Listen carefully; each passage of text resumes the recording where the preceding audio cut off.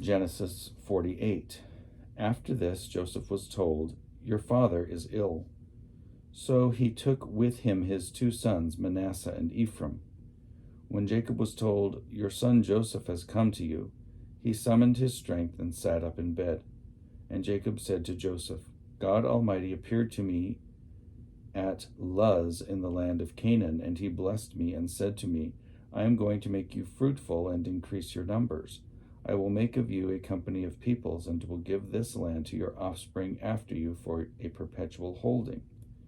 Therefore your two sons who were born to you in the land of Egypt before I came to you in Egypt are now mine. Ephraim and Manasseh shall be mine, just as Reuben and Simeon are. As for the offspring born to you after them, they shall be yours. They shall be recorded under the names of their brothers with regard to their inheritance. For when I came from Padan, Rachel, alas, died in the land of Canaan on the way, while there was still some distance to go to Ephrath.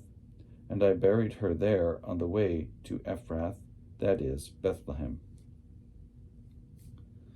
When Israel saw Joseph's sons, he said, "Who are these?" Joseph said to his father, "These are my sons, whom God has given me here." And he said, "Bring them to me, please, that I may bless them." Now the eyes of Israel were dim with age, and he could not see well. So Joseph brought them near him, and he kissed them and embraced them. Israel said to Joseph, "I did not expect to see your face, and here God has let me see your children also." Then Joseph removed them from his father's knees and bowed himself with his face to the earth. He bowed himself with his face to the earth. Joseph took them both, Ephraim in his right hand toward Israel's left, and Manasseh in his left hand toward Israel's right, and brought them near him. But Israel stretched out his right hand and laid it on the head of Ephraim, who was the younger, and his left hand on the head of Manasseh, crossing his hands, for Manasseh was the firstborn.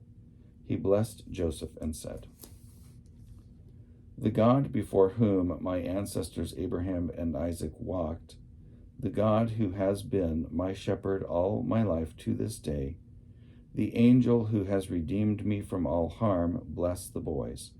And in them let my name be perpetuated, and the name of my ancestors Abraham and Isaac, and let them grow into a multitude on the earth."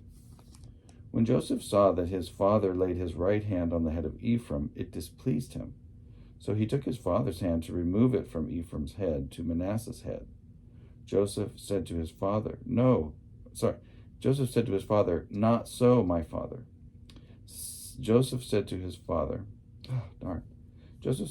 "Not so, my father. Since this one is the firstborn, put your right hand on his head." But his father refused and said, "I know, my son, I know. He also shall become a people, and he also shall be great. Nevertheless, his younger brother shall be greater than he, and his offspring shall become a multitude of nations."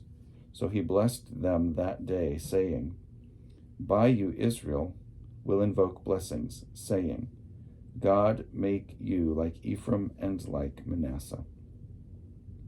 So he put Ephraim ahead of Manasseh. Then Israel said to Joseph, "I am about to die, but God will be with you, and will bring you again to the land of your ancestors.